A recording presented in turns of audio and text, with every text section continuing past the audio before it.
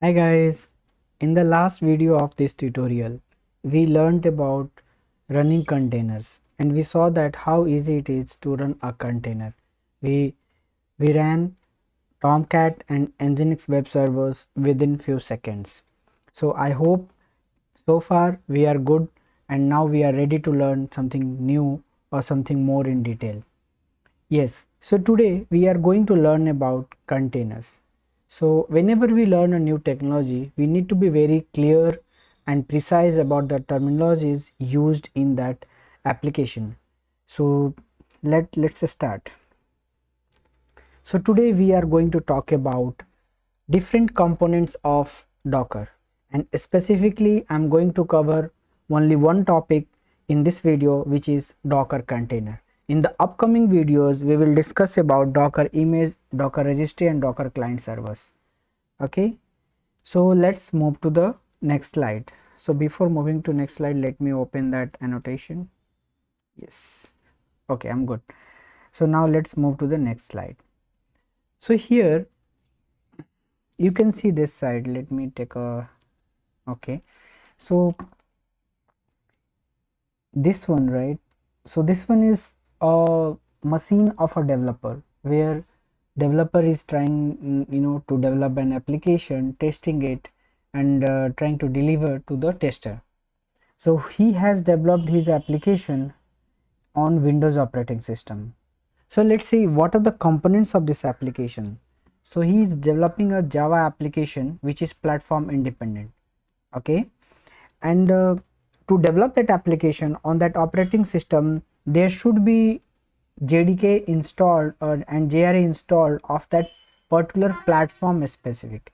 So my application is a Java application, and there, because we are using Java, that's why it is a platform independent. But to work this application on that operating system, there must be JRE installed of that platform specific, right? If the developer is working on Windows operating system, Java, the JRE version should be supporting of Windows version, right? So that's why Java should be platform dependent. If we talk about the Tomcat, right? For my application, I'm going to deploy that application on Tomcat.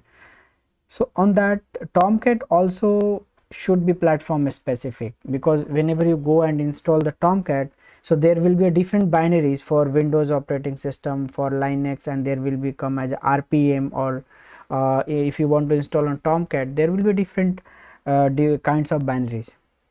So now here on Windows operating system, the version of Java and the Tomcat, specifically the binaries of Java and Tomcat are different, right, compared to another operating systems. So that's why now you can see, right, this development is platform dependent. Why I'm saying that platform dependent? Even though we are having a program or having an application which is platform independent, but still I'm calling it as a platform dependent, because the dependent the dependencies of the application are platform dependent, which are JRE and Tomcat, right? So these two binaries are platform dependent. Okay, so what happens when a developer completes his task and send it to the tester? Okay, so sending this to tester, it means that this application should be moved to a server. So consider that this is a server, okay, which has the operating system Red Hat Linux. So using some CI/CD pipeline, you have deployed, I mean developer has deployed that application on the on one of the environment, maybe UAT environment or testing environment, and where tester can access that application. So to make this application working on that server, there must be Java installed specific to that version. So you have to go to Google and search for the JDK download and JRE download, and then you have to download the binaries specific to the Linux environment. Okay, you cannot download for Windows and install it on Linux, that's not possible, right? Same with Tomcat as well. So you have these dependencies which are platform dependent. So here the operating system is the platform, right? So it's platform dependent, so that's why you have to make it available on the server, and then after tester can test this application. So this type of development is like, it's a traditional approach what we were doing, right? And still many of the companies are doing, okay, but we are trying to learn here Docker container. Okay, so how Docker container is going to help us to solve this problem? We want to eradicate this platform dependency, so that my application should be developed in one environment and it should be run seamlessly on another environment. So let's move to next slide and let's see how Docker container can help us. So now, okay, so here we are going to talk about the Docker container. So here same developer is developing the application using Docker, okay, and he is running the container. Let's forget about how to run a container, I mean how to build an image, how to run a container. I don't want to get into those details, and please you don't focus on that area. You just focus and try to understand what is container here, how it is helping to helping the development, deployment and testing things. Okay, so now here you can say that on Windows operating system, developer has installed Docker, okay, and with the help of Docker engine he is running a container, and that container will have the dependencies, okay, required for that application, and those dependencies are container dependent. So the basic difference between platform dependent and container dependent is, because suppose let's consider developer has thought to go with Windows operating system or maybe Linux operating system, okay, so he has created a container with Linux operating system, okay, Linux operating system. So based on the Linux, this Java version and Tomcat will be pre-installed, or you can, if it is missing, you can install it, okay. So once it is installed, now when this application need to be moved to the server, there he has to move the complete set, means he has to move this container, okay. So in fact, like it doesn't happen in this way, okay. Whenever developer works, developer uploaded those images to Docker hub, you can say Docker hub, and from there on the server it is being pulled and container will be created on the server side. But for the simplicity, if we just remove those dependencies, right, and if you think in this way, developer has developed his code, he has tested his application using the container concept, which is having all the dependencies inside that container, and the same container is moved to the server where it is running seamlessly without having any dependency on the operating system, because it's sending the complete container, right, and container is full of the dependencies. Now on the server end, it doesn't need to install or maintain any dependencies, softwares or any versions, right.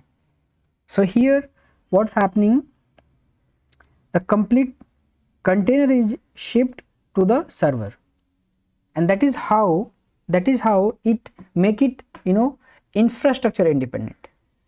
So there is something called platform independent and something called platform dependent and infrastructure independent.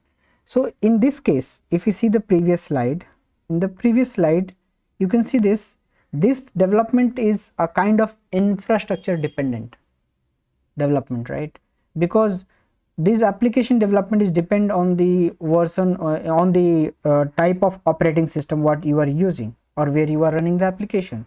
But if you see the next slide, where we are using the Docker container, there this application is infrastructure independent. If you are running on Windows operating system, it will run well, and if you are running the same container on Linux operating system, it will run same as it was running on Windows operating system.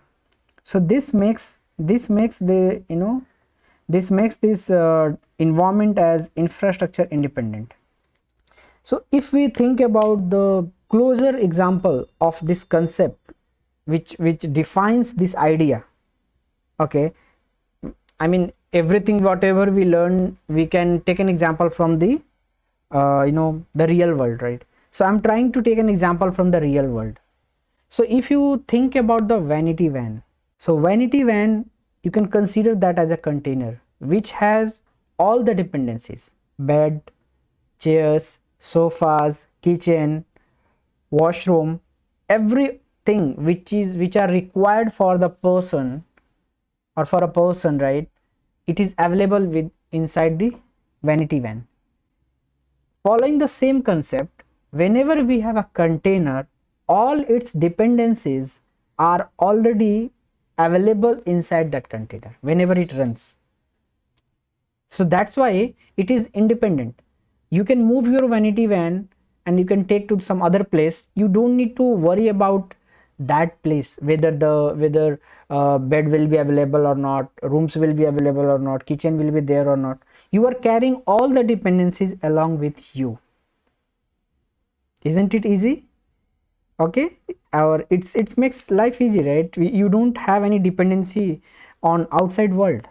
You have carried all the things which are required for your travel along with you. So I believe vanity van is the, as per my belief, it's the best example. Okay, so that you can consider as a container. So I hope you have understood the concept of container. I'm just concluding it. Container is like something, a box which has everything. You don't need to worry about dependencies when you are moving, when you are shipping them to some different environment.